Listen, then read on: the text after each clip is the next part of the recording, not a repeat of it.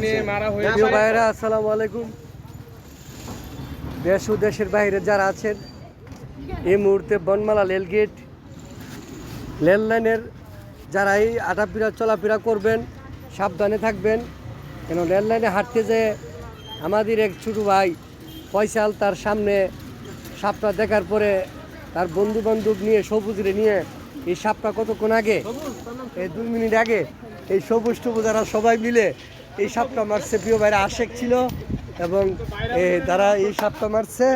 সকলেই, সাপ কারো আপন নয়, সাপ কারো বন্ধু নয়, কিন্তু সাপ একটা বিষাক্ত প্রাণী। সে যে কোনো মুহূর্তে যে কোনো অবস্থানে মানুষকে আঘাত করতে পারে।